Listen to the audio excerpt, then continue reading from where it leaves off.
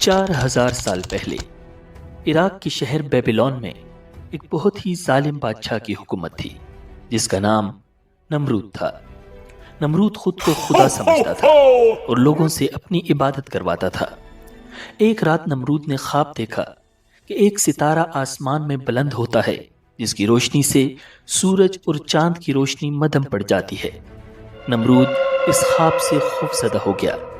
اس نے اپنے دربار میں موجود جادوگروں سے اس خواب کی تعبیر پوچھی۔ جادوگروں نے جواب میں کہا کہ ایک ایسا بچہ پیدا ہونے والا ہے جو تیری بادشاہت کو ختم کر دے گا۔ یہ سننا تھا کہ نمرود نے فوراً آرڈر کیا کہ اس سال اس ملک میں جتنے لڑکے پیدا ہوں انہیں قتل کر دیا جائے۔ اس آرڈر کے فوراً بعد نمرود کی آرمی کی طرف سے بچوں کا قتل عام شروع ہو گیا۔ ہر طرف افراتفری پھیل گئی۔ بیبیلون کے ہی ایک گاؤں میں آزر نامی ایک آدمی رہتا تھا جو کہ بت بنایا کرتا تھا۔ اس کے ہاں بھی ایک بچے کی پیدائش ہونے والی تھی۔ اس نے جب نمرود کا یہ آرڈر سنا تو فوراً اپنی بیوی کو لے کر پہاڑوں کی طرف بھاگ نکلا۔ اس نے نمرود کی فوج سے دور پہاڑوں میں بسیرا اختیار کر لیا۔ کچھ عرصے بعد ان کے ہاں ایک بہت ہی پیارا بیٹا پیدا ہوا جس کا نام ابراہیم رکھا گیا۔ یہی وہ بچہ تھا جس نے نمرود کا مقابلہ کرنا تھا۔ یہی وہ بچہ تھا جسے اللہ رب العزت نے اپنا نبی اور دوست بنا لینا تھا۔ وقت گزرتا جا رہا تھا اور ابراہیم علیہ السلام بڑے ہو رہے تھے۔ وہ اپنے ہم عمر بچوں سے کہیں زیادہ انٹیلیجنٹ تھے۔ وہ بچپن میں ہی اپنی قوم کے مذہب کے بارے میں ایسے کوسچنز اٹھاتے تھے کہ لوگ لاجواب ہو جاتے تھے۔ ایک دن حضرت ابراہیم علیہ السلام نے اپنے والد آزر سے کہا، ابا جان، آپ کیوں ان پتھر کے بتوں کی عبادت کرتے ہیں؟ کیا یہ بت آپ کو فائدہ دے سکتے ہیں یا نقصان پہنچا سکتے ہیں؟ لیکن آزر نے اپنے بیٹے کی باتوں کو اگنور کر دیا اور کہا کہ یہی ہمارے بڑوں کا طریقہ ہے اور ہمیں اسی طریقے پر چلنا چاہیے۔ انہوں نے اپنی قوم کو بھی ان بتوں کی ریئلٹی بتانا چاہی مگر کسی نے توجہ نہ دی۔ پھر ان کے مائنڈ میں ایک بہت ہی انٹرسٹنگ پلان آیا، لیکن یہ پلان نہایت خطرناک تھا جس کی وجہ سے بہت جلد ان کا نمرود سے سامنا ہونے والا تھا۔ اب وہ عید کا انتظار کرنے لگے۔ جب عید آئی تو پوری قوم شہر سے باہر میلے میں چلی گئی۔ پیچھے شہر سنسان ہو چکا تھا۔ حضرت ابراہیم علیہ السلام ایک کلہاڑا لے کر بت خانے میں داخل ہو گئے۔ ان میں سے اکثر ان کے باپ آزر کے ہاتھوں سے تراشے ہوئے تھے۔ حضرت ابراہیم علیہ السلام نے تمام بتوں کو توڑ ڈالا اور آخر میں کلہاڑے کو بڑے بت کے کاندھے پر لٹکا کر اپنے گھر آ گئے۔ شام کو جب قوم میلے سے واپس آئی تو بت خانے میں تباہی کا منظر ان کا منتظر تھا۔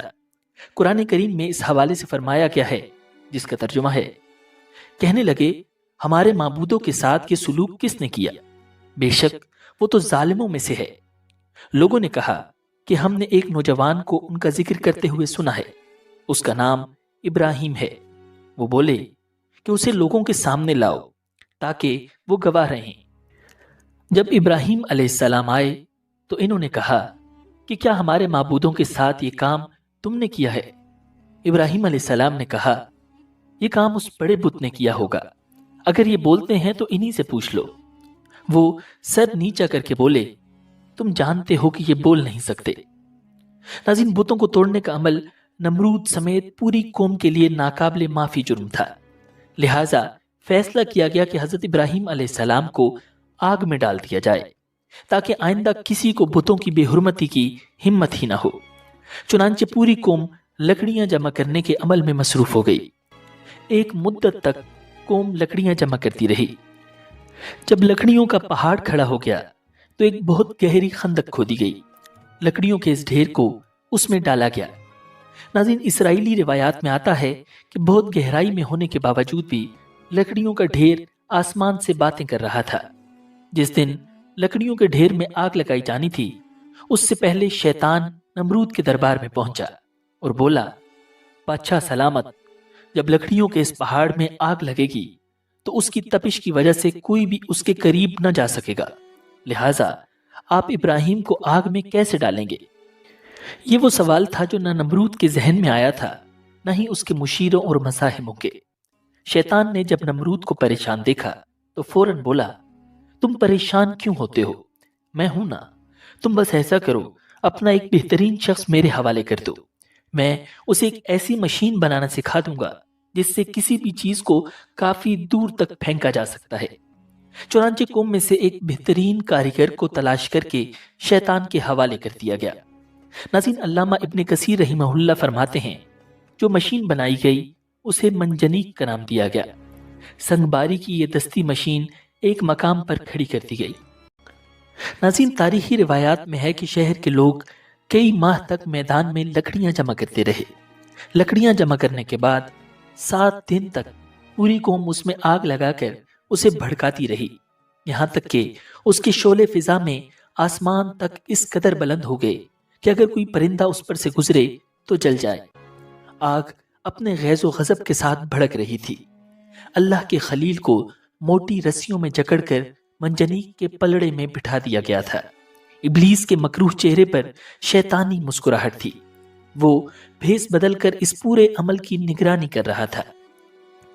जिस वक्त पैगंबर खुदा मंजनीक के जरिए आग के उस खौफनाक समंदर में डाले जाने वाले थे, उस वक्त मलाइका समेत जमीन और आसमान की सब मखलूकात चीख उठी कि या रब, तेरे खलील पर क्या कयामत गुजर रही है। रब ताला ने फरमाया, जाओ, अगर मदद कर सकते हो तो करो। फरिश्तों ने मदद करने के लिए हजरत इब्राहीम अलैहिस्सलाम से इजाजत चाही तो आप अलैहिस्सलाम ने फरमाया, मेरे लिए मेरा अल्लाह काफी है, वो मेरा हाल देख रहा है। जिब्रील अमीन अलैहिस्सलाम ने अर्ज किया, आपको मुझसे किसी किस्म की मदद की हाजत है तो हुक्म करें, मैं हाजिर हूं। फरमाया, हाजत तो है मगर आपकी तरफ से नहीं बल्कि अपने रब की तरफ से। नाज़रीन, इमाम बुखारी ने हजरत इब्ने अब्बास रज़ियल्लाहु ताला अन्हु से रिवायत की है कि जब हजरत इब्राहीम अलैहिस्सलाम को आग में फेंका गया तो उन्होंने कहा, हस्बुनल्लाहु व निअमल वकील, जिसका तर्जुमा है, हमें अल्लाह ही काफी है और वो बेहतरीन कारसाज है।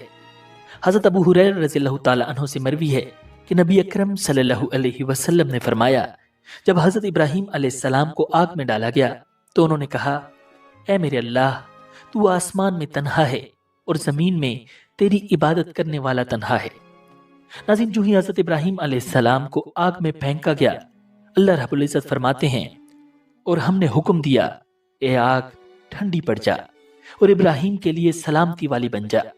और फिर अल्लाह रब्बुल इज्जत के हुक्म से इंतहाई नाकाबिले यकीन मौजज़ा रूनमा हुआ और इब्राहीम अलैहिस्सलाम को उस आग ने बाल बराबर भी नुकसान नहीं पहुंचाया। नाज़रीन, रिवायात में आता है कि हजरत इब्राहीम अलैहिस्सलाम उस आग में 40 या 50 दिन ठहरे। नाज़रीन, आग में डाले जाने के बाद हजरत इब्राहीम अलैहिस्सलाम ने बाबिल से हिजरत का इरादा फरमाया और फिर एक दिन अपने अहले खाना के साथ हरान नामी इलाके में हिजरत कर गए। हजरत इब्राहीम अलैहिस्सलाम ने बाबिल ही में अपने चचा की बेटी हजरत सारा से शादी कर ली थी। फिर अल्लाह ताला ने आपको बैतुल मुकद्दस जाने का हुक्म फरमाया। उस वक्त आपकी उम्र मुबारक 75 साल थी। बैतुल मुकद्दस में कुछ अरसा क़याम के बाद आप मिस्र हिजरत कर गए। नाज़रीन, रिवायात में आता है कि हजरत इब्राहीम अलैहिस्सलाम जिस वक्त मिस्र पहुंचे तो वहां फिरौनों की हुकूमत थी और उस वक्त वहां का बादशाह निहायत अय्याश, जालिम और जाबिर था। किसी ने बादशाह को बताया कि हमारे शहर में एक परदेसी आया है जिसके साथ एक हसीन और जमील औरत भी है। फिरौन ने यह सुनकर फौरी तौर पर हजरत इब्राहीम अलैहिस्सलाम को दरबार में तलब किया और हजरत सारा के बारे में सवालों जवाब किए। हजरत सारा अल्लाह रब्बुल इज्जत की बरगजीदा बंदी थी और उन्हें अपने अल्लाह पर बड़ा यकीन था। चुनांचे वो तलब करने पर बादशाह के पास तशरीफ ले गईं। बादशाह ने जब उन्हें देखा तो खुद पर काबू न रख सका और बुरे इरादे से उन्हें पकड़ने के लिए आगे बढ़ा। हजरत सारा उस वक्त अपने रब से दुआ में मसरूफ थी। जैसे ही फिरौन आगे बढ़ा, उसके कदम जमीन में धंस गए। बादशाह बदहवास हो गया और जल्दी से बोला, तुम मेरे लिए अपने अल्लाह से दुआ करो, मैं तुम्हें कोई तकलीफ नहीं पहुंचाऊंगा। हजरत सारा ने दुआ फरमाई कि ए अल्लाह, अगर ये मर गया तो कहा जाएगा कि मैंने इसे कत्ल किया है। ए अल्लाह, तू इसे आजाद कर दे। नाज़रीन, इस दुआ के बाद अल्लाह रब्बुल इज्जत ने उसे आजाद कर दिया, लेकिन वो अपनी हरकत से बाज ना आया। دوبارہ آگے بڑھا تو مزید اندر گھس گیا۔ اس نے پھر دعا کے لیے کہا، حضرت سارہ نے دعا کی، وہ پھر آزاد ہو گیا۔ راوی کہتے ہیں کہ تیسری یا چوتھی مرتبہ وہ پکار اٹھا اور اپنے درباریوں سے کہا کہ تم میرے پاس کسی انسان کو نہیں لائے ہو۔ پھر اس نے حضرت سارہ کو عزت و احترام سے رخصت کیا، بلکہ ایک خادمہ جن کا نام حضرت حاجرہ تھا انہیں بھی ان کی خدمت میں پیش کیا۔ بعض محققین کے مطابق حضرت حاجرہ بادشاہ کی لونڈی نہیں بلکہ بیٹی تھی۔ اس واقعے کے بعد حضرت ابراہیم علیہ السلام دوبارہ فلسطین منتقل ہو گئے۔ کچھ عرصہ بیتا تو ایک دن حضرت سارہ نے حضرت ابراہیم علیہ السلام سے فرمایا کہ میں چاہتی ہوں کہ آپ حاجرہ سے نکاح کر لیں، شاید اللہ آپ کو اولاد کی نعمت سے نواز دے۔ ناظرین، اس وقت تک آپ علیہ السلام کی اولاد نہیں ہوئی تھی، اور پھر حضرت سارہ نے آپ کا نکاح حضرت حاجرہ سے کروا دیا۔ اللہ تعالیٰ نے سال بھر بعد ہی حضرت حاجرہ کے بطن سے حضرت اسماعیل علیہ السلام کو پیدا فرمایا۔ ناظرین، جب حضرت اسماعیل علیہ السلام کی پیدائش ہوئی تو حضرت ابراہیم علیہ السلام کو حکم ملا کہ وہ سیدہ حاجرہ اور حضرت اسماعیل کو جنگل میں چھوڑائیں۔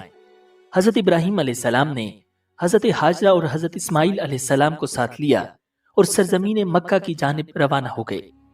حضرت ابراہیم علیہ السلام اپنی زوجہ اور لخت جگر کے ساتھ صحراؤں، پہاڑوں اور میدانوں کو عبور کرتے ہوئے ایک ایسی وادی میں پہنچے جہاں دور دور تک چرند پرند تھے اور نہ ہی پانی کا نام و نشان۔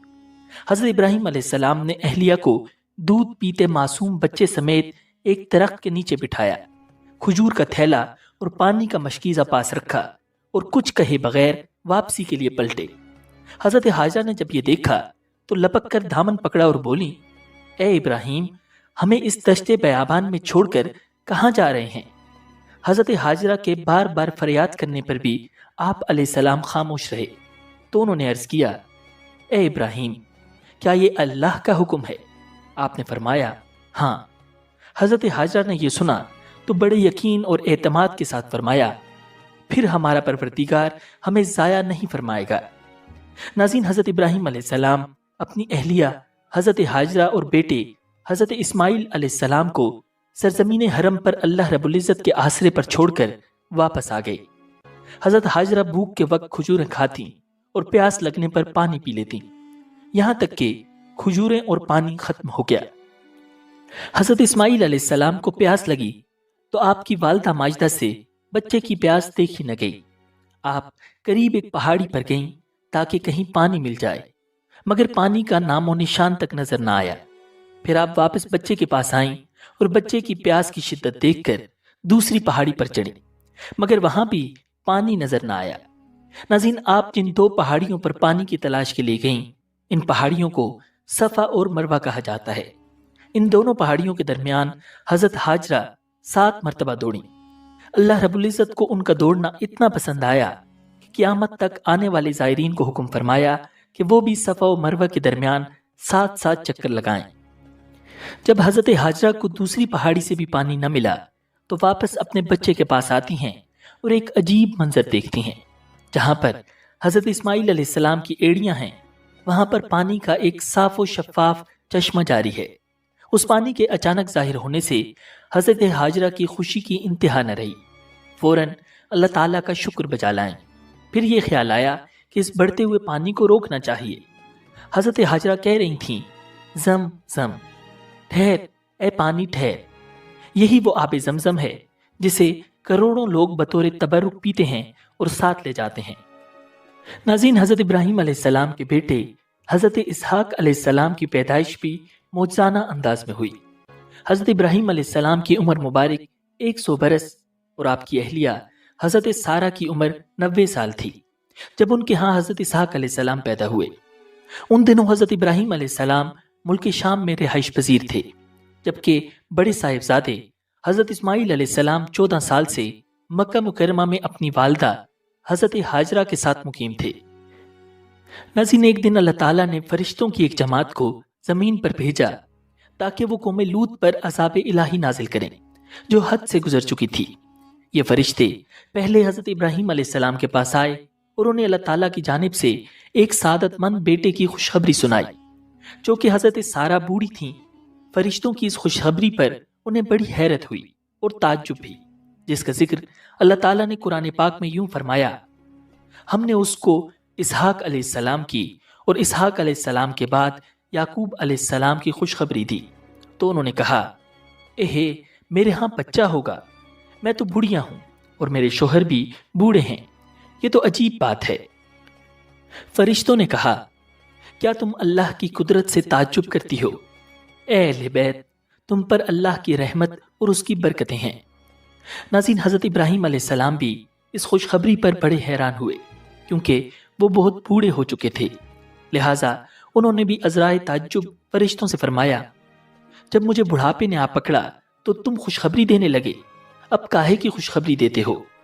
انہوں نے کہا: ہم آپ کو سچی خوشخبری دیتے ہیں، آپ مایوس نہ ہوں۔ غرض حضرت اسماعیل علیہ السلام کی پیدائش کے تقریباً 14 سال بعد اللہ تعالیٰ نے آپ کو ایک اور سعادت مند فرزند حضرت اسحاق علیہ السلام عطا فرمائے، جس پر حضرت ابراہیم علیہ السلام بار بار اللہ تعالیٰ کا شکر ادا کرتے تھے۔ ناظرین، حضرت ابراہیم علیہ السلام کو اپنی عزیز ترین شے قربان کرنے کا حکم دیا گیا۔ یہ خواب آپ کو کئی دن تک لگاتار نظر آتا رہا، تو آپ سمجھ گئے کہ اللہ تعالیٰ بیٹی کی قربانی کا حکم دے رہا ہے۔ چنانچہ آپ نے مکہ مکرمہ جانے کا ارادہ فرمایا اور پہنچ کر صاحبزادے کو اپنا خواب سنایا۔ اللہ رب العزت قرآن مجید میں فرماتا ہے: پھر جب وہ لڑکا ابراہیم کے ساتھ چلنے پھرنے کے قابل ہو گیا تو انہوں نے کہا: بیٹے، میں خواب میں دیکھتا ہوں کہ تمہیں ذبح کر رہا ہوں، اب سوچ کر بتاؤ تمہاری کیا رائے ہے؟ بیٹے نے کہا: ابا جان، آپ وہی کیجئے جس کا آپ کو حکم دیا جا رہا ہے، انشاءاللہ آپ مجھے صبر کرنے والوں میں سے پائیں گے۔ ناظرین، روایات میں آتا ہے کہ شیطان نے 3 مرتبہ حضرت ابراہیم علیہ السلام کو بہکانے کی کوشش کی۔ ہر بار حضرت ابراہیم علیہ السلام نے اسے 7 کنکریاں مار کر بھگا دیا۔ آج تک مینا کے 3 جمرات پر اسی محبوب عمل کی یاد کنکریاں مار کر منائی جاتی ہے۔ ناظرین، روایات میں آتا ہے کہ جب دونوں باپ بیٹے یہ انوکھی عبادت انجام دینے کے لیے قربان گاہ پر پہنچے تو حضرت اسماعیل علیہ السلام نے اپنے والد سے کہا: ابا جان، مجھے خوب اچھی طرح باندھ دیجیے تاکہ میں زیادہ تڑپ نہ سکوں، اور اپنے کپڑوں کو بھی مجھ سے بچائیے، ایسا نہ ہو کہ ان پر میرے خون کی چھینٹیں پڑیں تو میرا ثواب گھٹ جائے۔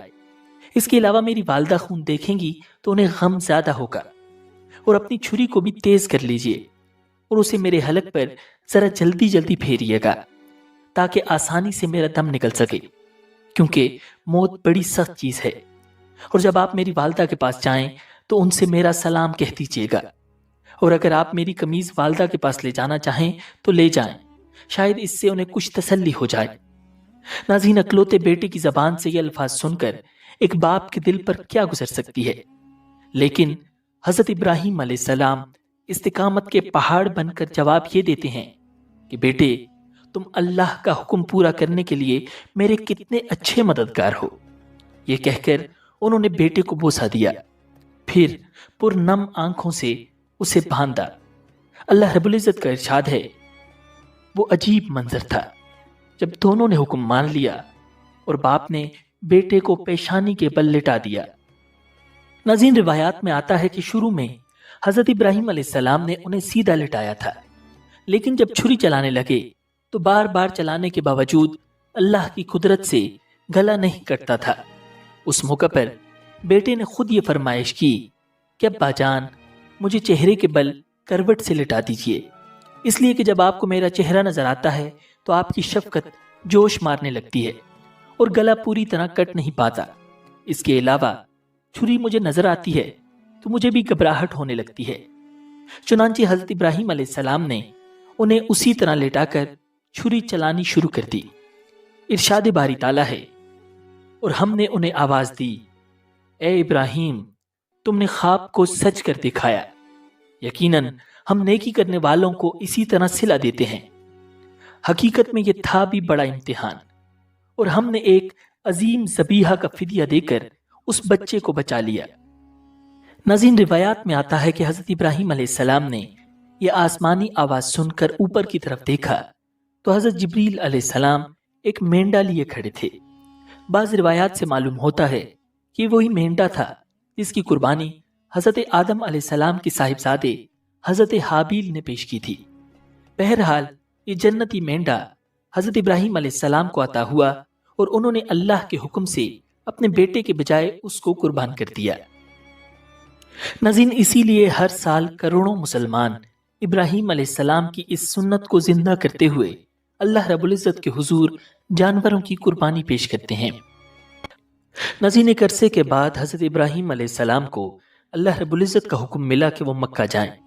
جب حضرت ابراہیم علیہ السلام مکہ پہنچے تو حضرت اسماعیل علیہ السلام کو زمزم کے پاس ایک ٹیلے پر تیر سیدھے کرتے ہوئے پایا۔ جب حضرت اسماعیل علیہ السلام نے اپنے والد حضرت ابراہیم علیہ السلام کو دیکھا تو فوراً ادب سے کھڑے ہو گئے اور ان سے ملے۔ حضرت ابراہیم علیہ السلام نے حضرت اسماعیل علیہ السلام سے فرمایا، اے اسماعیل، مجھے اللہ کا ایک حکم آیا ہے۔ انہوں نے فوراً جواب دیا، ابا جان، جو حکم ہوا ہو اس کی تعمیل کیجیے۔ حضرت ابراہیم علیہ السلام نے فرمایا، اس جگہ اللہ کا ایک گھر بنانا ہے۔ حضرت اسماعیل نے فوراً جواب دیا، بہت بہتر، آپ کا حکم سر آنکھوں پر۔ ناظرین، اب دونوں باپ بیٹے نے اللہ رب العزت کے حکم پر بیت اللہ کی تعمیر شروع کر دی۔ حضرت اسماعیل علیہ السلام پتھر لا کر دیتے تھے اور حضرت ابراہیم علیہ السلام ان پتھروں کو ترتیب دے کر کعبہ کی عمارت بناتے جا رہے تھے۔ حضرت علی کرم اللہ وجہ الکریم نے فرمایا کہ حضرت ابراہیم علیہ السلام جب بھی کعبہ کے قریب پہنچے تو آپ نے اپنے سر پر ایک بادل محسوس کیا اور اس بادل میں سے آواز آئی، اے ابراہیم، جہاں جہاں تک اس بادل کا سایہ ہے وہاں تک کی زمین کو بیت اللہ میں شامل کر لو، کمی زیادتی نہ ہو۔ ناظرین، جب حضرت اسود کی جگہ پر پہنچے تو حضرت ابراہیم علیہ السلام نے حضرت اسماعیل علیہ السلام سے کہا، بیٹا، کوئی اچھا سا پتھر ڈھونڈ کر لاؤ۔ کچھ دیر بعد جب حضرت اسماعیل علیہ السلام پتھر لائے تو دیکھا کہ حضرت ابراہیم علیہ السلام ایک بہت ہی خوبصورت پتھر وہاں لگا چکے ہیں۔ پوچھا، یہ پتھر کون لایا ہے؟ آپ نے فرمایا، اللہ کے حکم سے یہ پتھر حضرت جبرائیل علیہ السلام آسمان سے لے کر آئے ہیں۔ ناظرین، اسی پتھر کو حجر اسود کہا جاتا ہے۔ جب دونوں باپ بیٹے کی تعمیر مکمل ہونے کے قریب پہنچی تو دونوں نے اللہ رب العزت کے سامنے یہ دعا کی، اے ہمارے پروردگار، ہم سے یہ خدمت قبول فرما لے، بے شک تو اور صرف تو ہی ہر ایک کی سننے والا، ہر ایک کو جاننے والا ہے۔ ناظرین، سورہ بقرہ کی آیہ نمبر 260 میں حضرت ابراہیم علیہ السلام کا ایک انتہائی حیرت انگیز معجزہ بیان کیا گیا ہے۔ اللہ رب العزت کا ارشاد ہے، اور اس وقت کا تذکرہ سنو جب ابراہیم نے کہا تھا کہ میرے پروردگار، مجھے دکھائیے کہ آپ مردوں کو کیسے زندہ کرتے ہیں۔ اللہ نے کہا، کیا تمہیں یقین نہیں؟ کہنے لگے، یقین کیوں نہ ہوتا، مگر یہ خواہش اس لیے کی ہے تاکہ میرے دل کو پورا اطمینان حاصل ہو جائے۔ اللہ نے کہا، اچھا تو 4 پرندے لو اور انہیں اپنے سے مانوس کر لو، پھر ان کو ذبح کر کے ان کا ایک ایک حصہ ہر پہاڑ پر رکھ دو، پھر ان کو بلاؤ، وہ چاروں تمہارے پاس دوڑے چلے آئیں گے، اور جان رکھو کہ اللہ پوری طرح صاحب اقتدار بھی ہے، اعلیٰ درجے کی حکمت والا بھی۔ پھر ابراہیم علیہ السلام نے ایسا ہی کیا، اور جب انہوں نے پکارا تو اللہ تعالیٰ کے حکم سے چاروں پہاڑوں پر رکھے ہوئے پرندوں کے مختلف اعضاء ان کی طرف آتے رہے اور جڑتے رہے، یہاں تک کہ ان کے بدن کے تمام اجزاء آپس میں جڑ گئے، ان پر پہلے کی طرح پر آ گئے اور وہ زندہ ہو کر اڑ گئے۔